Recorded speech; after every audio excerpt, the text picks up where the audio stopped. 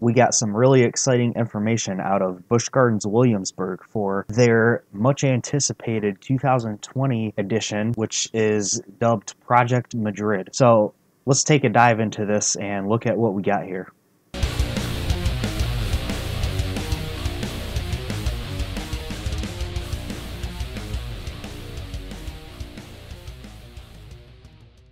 First of all, credit for all the pictures in this video go to bgwfans.com. They do an amazing job of keeping us up to date with reliable information regarding Busch Gardens Williamsburg, and they've done absolutely fantastic in documenting everything that has been submitted for this particular project.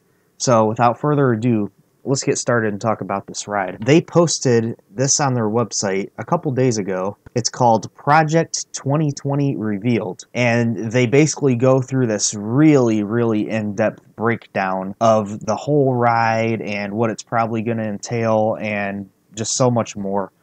And I'll leave a link to it in the description. You guys should go check it out for yourselves because there's so much information in here. I'm not going to cover all of it in my video, but I'm just going to talk about a lot of the big points here. This ride, it seems, is going to be manufactured by Intamin. It looks like SeaWorld Entertainment is a lot more willing to work with Intamin than any of the other chains in America. So that's pretty cool in my opinion. You know, they're giving them another chance. I think they can really do great things. Hopefully they've learned a lot from all the mistakes that have been made in the past, because they certainly make some world-class rides. Talking about Project 2020 here at BGW. According to BGW Fans website, this planned coaster features multiple launches, 2 inversions, a large drop down towards the park's Rhine River, and an innovative switch track system midway through its course. So a lot of stuff that we knew already, but recent things that have been filed with James County give us a lot more information as to exactly what we are going to get to experience with this coaster. BGW Fans has this great photo here which shows the structure of the ride along with the layout that we previously had. There's this colored code, and it basically outlines what all the different colors are for the different ride elements. This is really cool because this also shows footers, so it gives us a better idea of what these elements are going to be, because it shows what parts of the ride are highly elevated, what parts are really low to the ground. I'm going to delve into the ride experience. Keep in mind, BGW Fans even states on this post that this is all the information we know up to this point, and this stuff is obtained through filings to the city. So all of this information is accurate. However, we don't know all the exact details. We don't have statistics. Some of the elements are kind of not quite guaranteed based on what we can see here, but we can pretty much infer what they are. So with that in mind, let's talk about this ride experience. We're going to go out of the station and we're going to hit this first left turn. It's going to be an S-curve, and then it's going to go through a couple like really gentle curves. There's not really any banking or anything. This is basically just a little spot for the coaster to gain some momentum before it hits the next element, which is the first launch. This looks pretty cool right here. You hit this first launch, you pick up a lot of speed, and you're going to go into this next element, which I think looks really cool. It's a very unique element. It's called a 0G winder, where it basically starts out as a regular 0G roll, but then you twist to the right and come out of it, basically like you're coming out of a corkscrew. And according to BGW Fans website, there's actually only 2 other coasters that have this element, and both of them are opening later this year.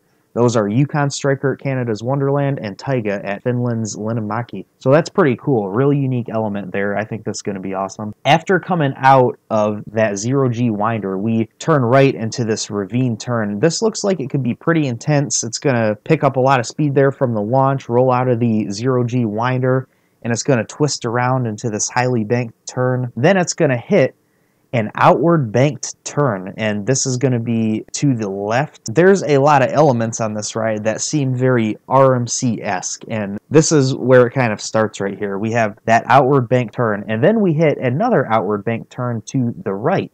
This one is pretty mild looking, the second one, and it has a slight turn to the right. And this combination, as noted by BGW Fans, the combination of the outward banked left curve followed immediately by the outward banked right curve is very reminiscent of the same combination of elements shown in the official POV for Park Asterix's new for 2021 Intamin multi-launch coaster, which this ride has a lot of similarities to. We'll touch on more of that later. Next, we hit this track switch, which is the really groundbreaking element here. Of course, the ride we just mentioned, Park Asterix, their 2021 coaster is going to feature this really high-speed switch track technology where the train is not even going to stop. It's just going to switch while the ride goes forward. So basically, the ride is going to go into a launch section, the second launch, and it's going to go over a little airtime hill, it appears to be, and it's going to start to go up this big top hat, and then it's just going to stall, it's going to roll backwards, and it's going to go over that little airtime bump again, and the track will have switched already, and it's going to go straight back up 90 degrees into this huge vertical spike. We don't have any statistics, but past filings with James City have suggested that this could be up to 315 feet tall. There's nothing suggesting that it's not going to be that high, but we don't really know the height, we don't know the speed, any of that yet.